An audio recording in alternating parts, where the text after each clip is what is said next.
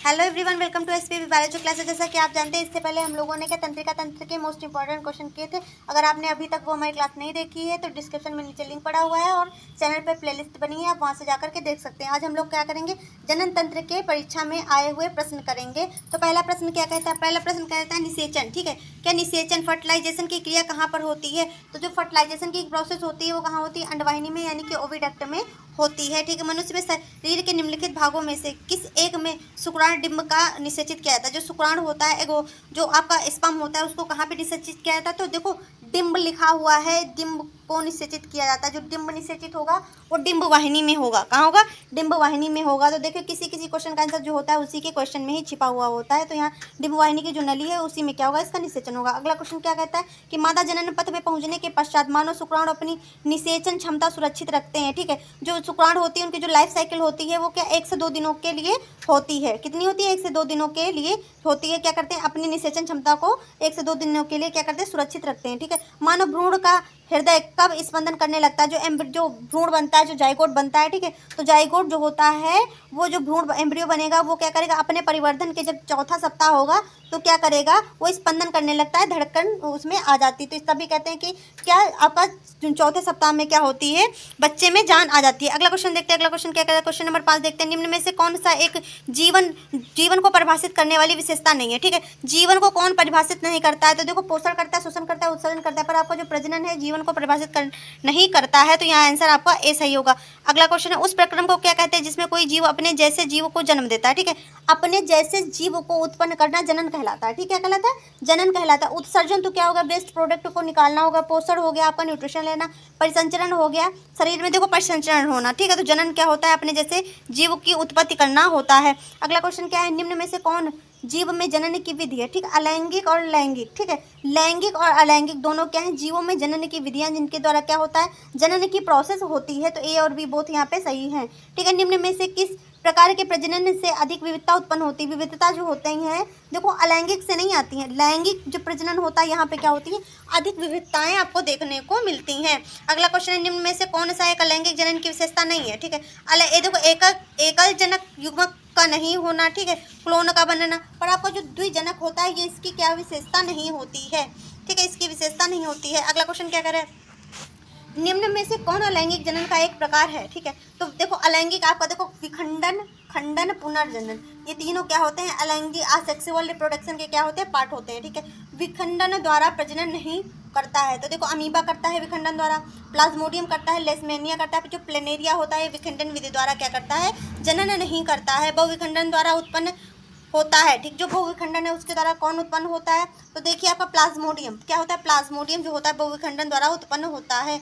Amoeba में किस प्रकार का लैंगिक जनन होता है? तो अमीबा में क्या बाइनरी फ्यूजन पाया जाता है। आप देखेंगे कौन पाया जाता है, बाइनरी फ्यूजन पाया जाता है। ये आपने 10th में 12th में और अगर आप उसके आगे बीएससी वगैरह किए तो उसमें भी आपने पढ़ा होगा, एमएससी में भी आपने पढ़ा होगा। हाइड्रा और खमीर प्रजनन करते हैं। हाइड्रा और खमीर जो होते हैं मुकुलन यानी कि बटिंग द्वारा क्या करते हैं, प्रजनन करते हैं। ठीक है, निम्नलिखित में से कौन सा खंडन द्वारा पुनः उत्पन्न हो सकते हैं? खंडन द्वारा। ठीक है, स्पाइरोगायरा जैसे कि आपके जो एलिकेस को आप खंड खंड करके डालोगे फिर भी क्या होंगे, इससे एक प्रत्येक खंड से एक नया क्या होगा, स्पाइरोगायरा आपको देखने को मिलेगा। जीवो और उसमें प्रजनन विधि के संदर्भ में गलत कथन चुनिए। ठीक है, खंडन स्पाइरोगायरा अभी आपने देखा सही है, पुनर्जनन प्लेनेरिया एवं हाइड्रा। ठीक है, ये भी सही है, मुकुलन खमीर और हाइड्रा ये भी सही है। पर जो विखंडन होता है चूहों को क्या काट काट करके विखंडन के द्वारा उत्पन्न होता है, तो ऐसा नहीं है, चूहों में क्या होता है, लैंगिक प्रजनन होता है। ठीक है, निम्न में से कौन सा जीव पुनर्जनन और मुकुलन द्वारा प्रजनन करता है?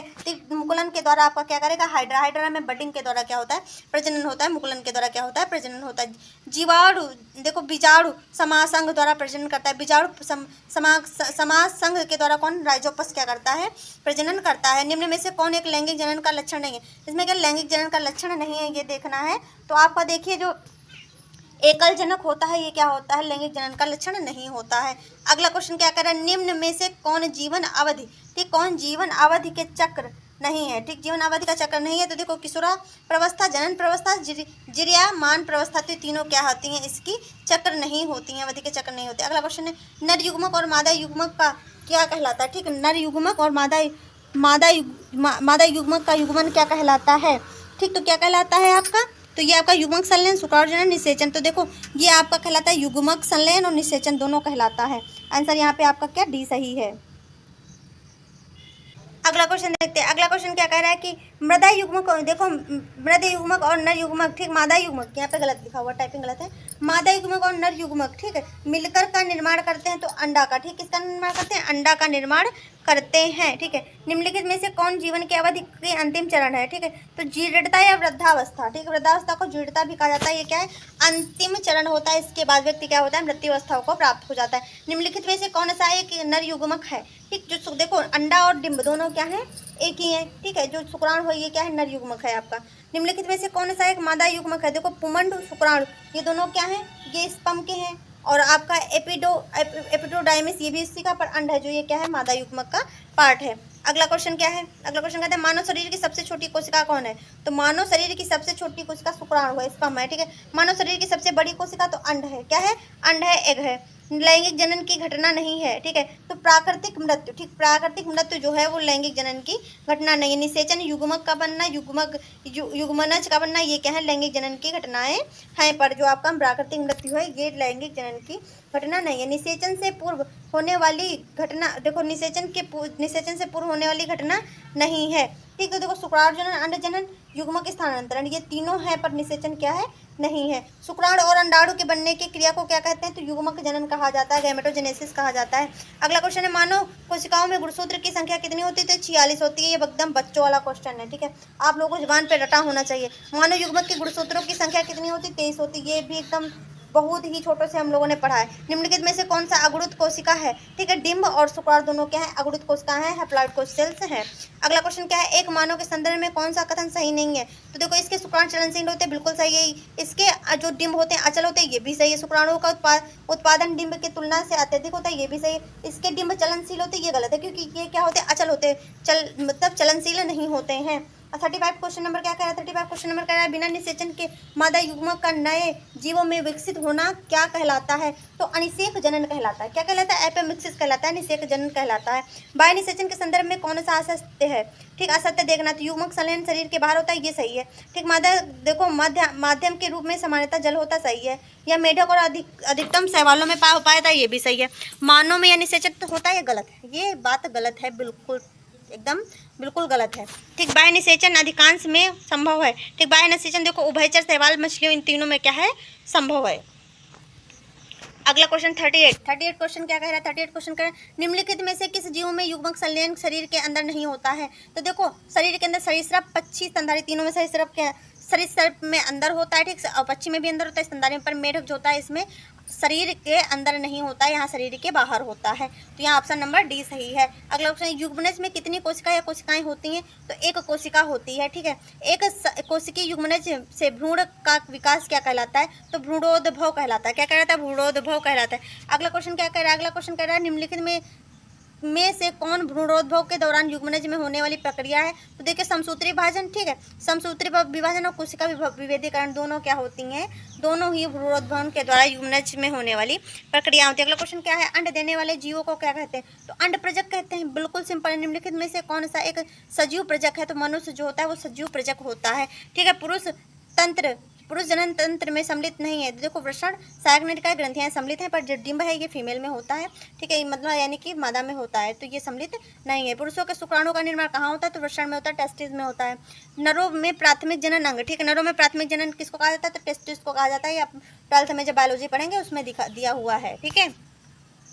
अगला क्वेश्चन देखते हैं, शरीर में वृषण उदर गुहा के बाहर एक थैली स्थित होती है, जिसको कहते हैं, देखो वृषण होते हैं वो वृषण कोष में स्थित होते हैं। शुक्राणु का निर्माण कहाँ होता है, शरीर से कम तापमान पर, तभी क्या होते हैं, ये शरीर से बाहर लटके हुए होते हैं। नर के वृषण में उपस्थित होता है, तो देखो शुक्राणु जनन नलिका, सर्टोरी कोशिकाएं, नर जन्म, ये तीनों क्या होते हैं, उपस्थित होते हैं। एक नर के वृषण में पाई जाने वाली कोशिकाएं नहीं, अल्फा कोशिका जो होती है नर के वृषण में, नर के टेस्टिस में नहीं पाई जाती हैं। अगला क्वेश्चन क्या है, निम्नलिखित कोशिकाएं और उसके कार्य के संदर्भ में गलत मिलान, देखो शुक्राणु जनन शुक्राणु निर्माण के द्वारा सही है, बिल्कुल। सर्टोली कोशिका शुक्राणु को पोषण देती है, बिल्कुल सही। लीडिंग सेल जो होती है, लीडिंग कोशिका जो होती है एंड्रोजन हार्मोन बनाती है, बिल्कुल सही। पर जो नर्स कोशिका होती है शुक्राणु को नहीं बनाती हैं, एक गलत कथन है यहाँ पे, ठीक है। और लीडिंग कोशिका नामक वृषण हार्मोन संश्लेषित और स्त्रावित करता है, एंड्रोजन करता है। कौन करता है, एंड्रोजन करता है। अगला पुरुष लिंग सहायक नलिकाओं के अंतर्गत आते हैं, तो आपका देखिए देखो शुक्रवाहिका, अधिवृषण, शुक्रवाहक तीनों क्या होते हैं, आते हैं, तो यहाँ पे ये सभी होगा आंसर। अगला क्वेश्चन देखते हैं, अगला क्वेश्चन क्या कह रहा है, अगला क्वेश्चन कह रहा है कि पुरुष लिंग सहायक नलिकाओं का मुख्य कार्य नहीं है, यहाँ पे कार्य नहीं है, ठीक है। शुक्राणु का भंडारण करना ये भी होता है, शुक्राणु का स्थान करना ये भी, पर मूत्र का एकत्रण करना ये इसका कार्य नहीं होता है। अधिवृषण का मुख्य कार्य शुक्राणु को अस्थायी रूप से क्या होता है, संग्रहित करना होता है। मूत्र मार्ग से निकलती है तो मूत्र मार्ग से क्या होता है, मूत्राशय से निकलता है। अगला क्वेश्चन क्या कह रहा है, अगला क्वेश्चन देखते हैं।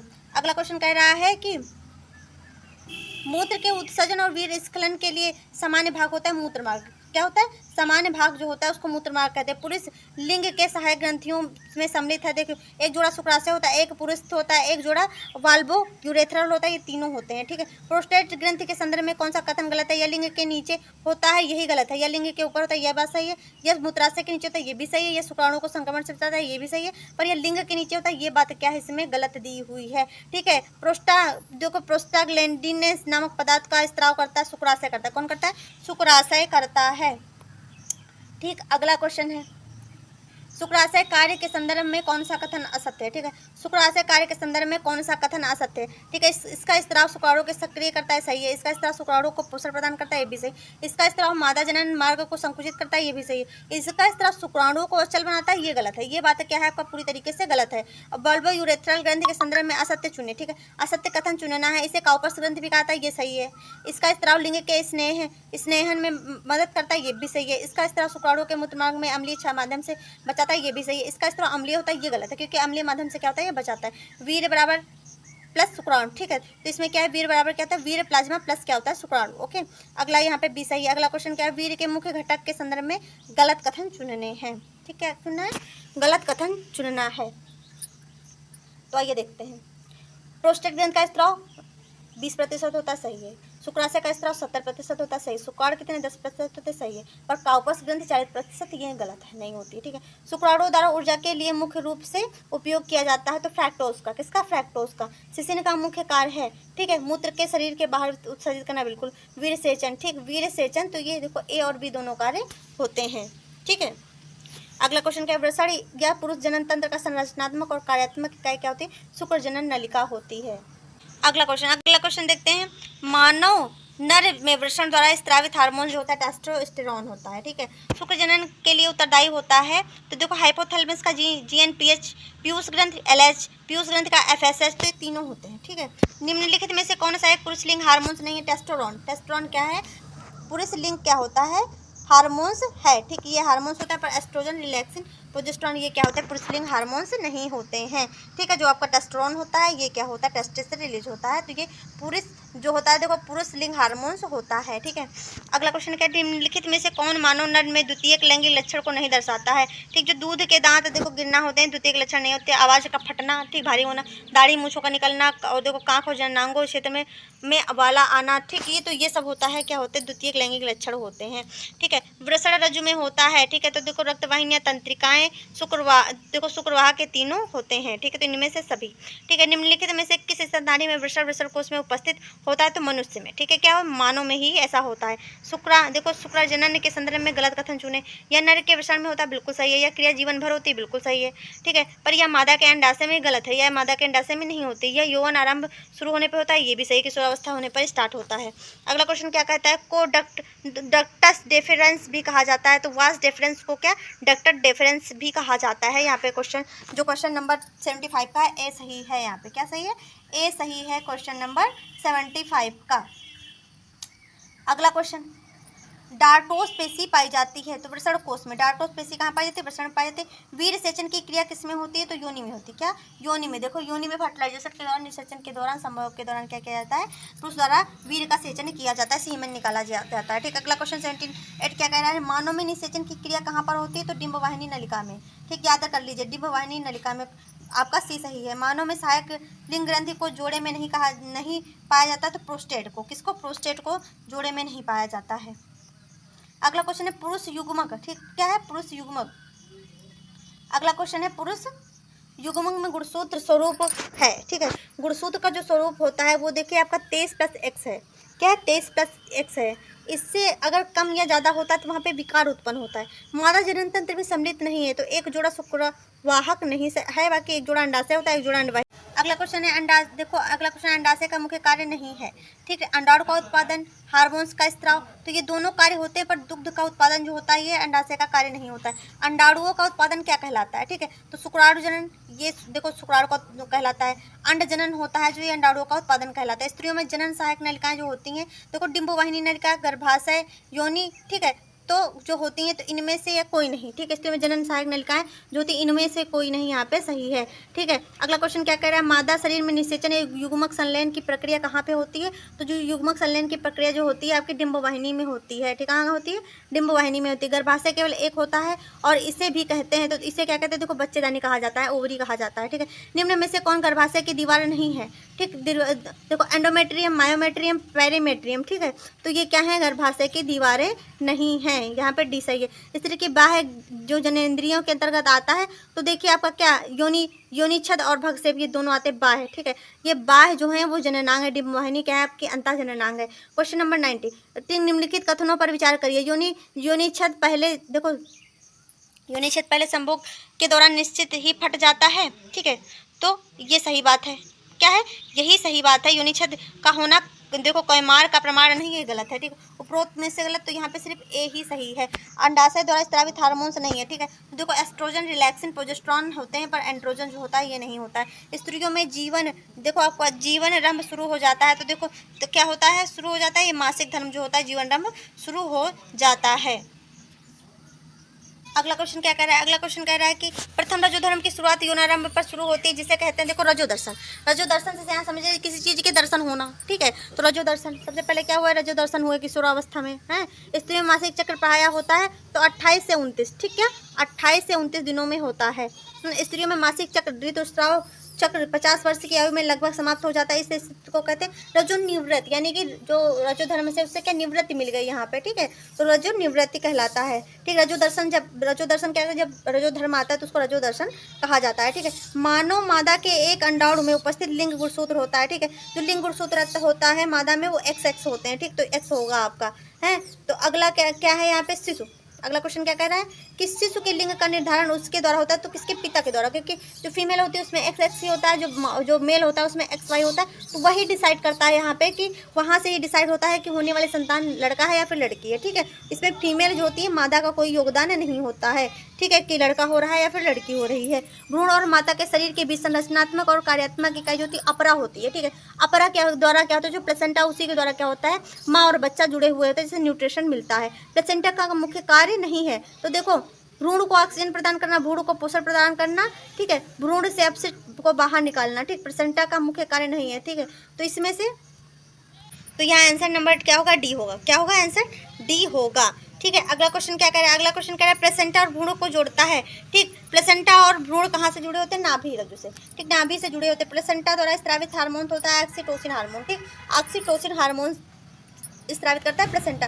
निम्न में से कौन हार्मोन्स केवल गर्भावस्था के दौरान ही स्रावित होता है, तो देखिए इसमें से देखो HCG, HPL, रिलैक्सिन तीनों क्या होते हैं, गर्भावस्था के दौरान ही स्रावित होते हैं, ठीक है। अगला क्वेश्चन है को देखो आफ्टर बर्थ भी कहा जाता है, तो देखो प्लेसेंटा को आफ्टर बर्थ भी कहा जाता है। अगला क्वेश्चन है मानव मादा में द्वितीयक लैंगिक लक्षण नहीं है, तो देखो कांग और जननांगों क्षेत्र में बाल आना, स्तन के आकार में वृद्धि होना, रजोधर्म की शुरुआत होना, ठीक, इनमें से कोई भी द्वितीयक लैंगिक लक्षण नहीं है, ठीक है। अगला क्वेश्चन क्या कह रहा है, अगला क्वेश्चन कह रहा है कि मानव मादा में प्रोजेस्टेरॉन हार्मोन्स का स्त्राव करता है, तो देखो कार्पस ल्यूटियम जो होता है प्रोजेस्टेरॉन जो हार्मोन्स होता है उसका स्त्राव करता है, ठीक है। अगला क्वेश्चन है मानव मादा के फैलोपियन ट्यूब की लंबाई लगभग कितनी होती है, 10 से 12 सेंटीमीटर क्या होती है, फैलोपियन ट्यूब की लंबाई होती है। निम्न में से किसकी आकार, देखो आकार उल्टी रखी हुई नाशपाती की जैसी होती है, तो जो गर्भाशय होता है वो ऐसा लगता है उल्टा, जैसे नाशपाती होती है उस तरीके से इसका सेब आपको दिखाई देता है, ठीक है। अगला क्वेश्चन क्या कह रहा है, अगला क्वेश्चन कह रहा है निम्नलिखित में से कौन 32 कोशिका वाला संरचना है, तो देखो ब्लास्टोसिस्ट जो होता है वो 32 कोशिकाएं होती हैं उसमें, ठीक है। गर्भावस्था के दौरान किस हार्मोन्स का स्त्राव अधिक मात्रा में नहीं होगा, ठीक, जो ऑक्सीटोसिन हार्मोन्स होगा उसका स्त्राव गर्भावस्था के दौरान ज़्यादा मात्रा में नहीं होगा। निम्न में से कौन सा एक भ्रूण में एक जनन स्तर नहीं होता है, तो मायोमेट्रियम, ठीक, मायोमेट्रियम जो होता है जनन स्तर नहीं होता। निम्न में से किसकी उत्पत्ति मध्य जनन स्तर से होती है, ठीक, तो जो पेशी होती है उसकी क्या होती है, मध्य जनन स्तर से होती है, ठीक। अगला क्वेश्चन क्या कर रहा है, अगला क्वेश्चन कह रहा है कि निम्न में से किस तंत्र का उत्पत्ति मध्य जनन स्तर से नहीं होती है, तो देखो परिसंचरण तंत्र, कंकाल तंत्र, उत्सर्जन तंत्र, ये तीनों ही आंसर यहाँ पे गलत दिए हुए हैं। अगला क्वेश्चन नंबर क्या कह रहा है, मानव में संगर्भता की अवधि कि गर्भावधि महीने को की होती है। तो देखो 9, कितने 9 महीने की होती है। जो प्रेगनेंसी होती है उसका टाइम क्या होता है, 9 होता है। भ्रूण के हृदय 9 मंथ होता है। भ्रूण के हृदय की धड़कन को सुना जाता है तो स्टेथोस्कोप से सुना जाता है। ठीक है, अगला क्वेश्चन क्या कह रहा है, अगला क्वेश्चन कह रहा है कि भ्रूण का विकास और उसकी गतिविधियों को देखने के लिए उपयोग किया जाता है सोनोग्राफी। क्या सोनोग्राफी होती है, अल्ट्रासाउंड जिसको कहते हैं ना, अल्ट्रासाउंड कराने जा रहे हैं तो अल्ट्रासाउंड में उसको सोनोग्राफी बोला जाता है। ठीक, गर्भाशय से गर्भ का बाहर निकलना क्या कहलाता है, जब गर्भाशय से गर्भ बाहर आता है वही प्रक्रिया क्या कहलाती है, प्रसव कहलाती है, जिसके कहते हैं क्या, बच्चे का जन्म हो गया। ठीक, प्रसव हो गया। ठीक है, तो ये हमारे जनन तंत्र जो है, रिप्रोडक्टिव जो सिस्टम है, तो क्या उसके मोस्ट इंपॉर्टेंट क्वेश्चन आपके हो गए। अगर आपको हमारी क्लास अच्छी लगी तो हमारे चैनल को लाइक शेयर एंड सब्सक्राइब करें। मिलेंगे नेक्स्ट टॉपिक के साथ, तब तक के लिए टाटा बाय बाय।